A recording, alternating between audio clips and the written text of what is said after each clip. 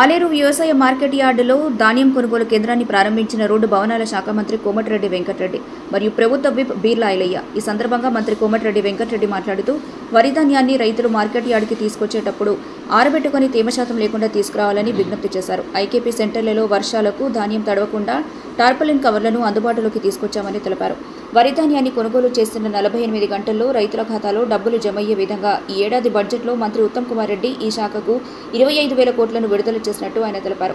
అకాల వర్షాలకు నష్టపోయిన పత్తి రైతులను ప్రభుత్వం ఆదుకుంటుందని తెలిపారు.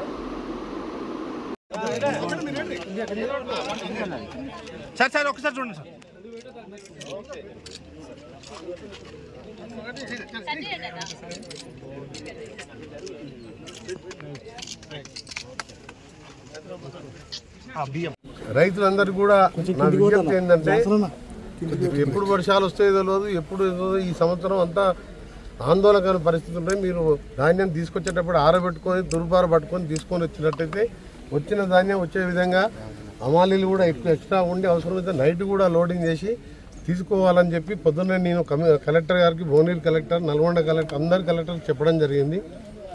దాని తగ్గట్టు మద్దతు ధర విషయంలో కూడా ఎక్కడ కూడా మీరు కాంప్రమైజ్ లేదు.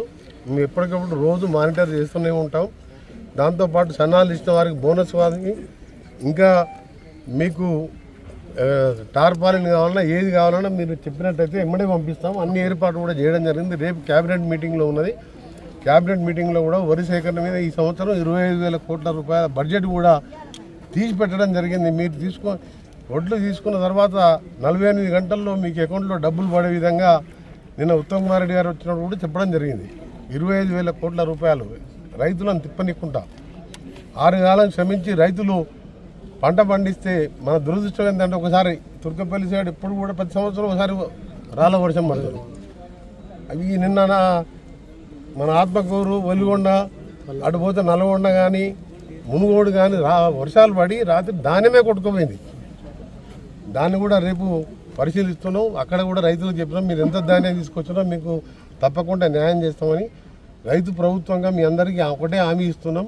మా ప్రభుత్వం రైతులకు సంబంధించి ఎక్కడ కూడా ఇబ్బంది రాకుండా చూసుకుంటామని మార్కెట్ చైర్మన్ గారి ఆధ్వర్యంలో డైరెక్టర్స్ కానీ మా నాయకులందరూ కూడా ఎప్పటికప్పుడు మీరు మార్కెట్ మీద దృష్టి పెట్టండి. ఒక 10 రోజులు కష్టపడితే మనం రైతులకు న్యాయం చేసిన అవుతాం. రైతులు న్యాయం చేస్తే మనకు కూడా పుణ్యం దక్కేది.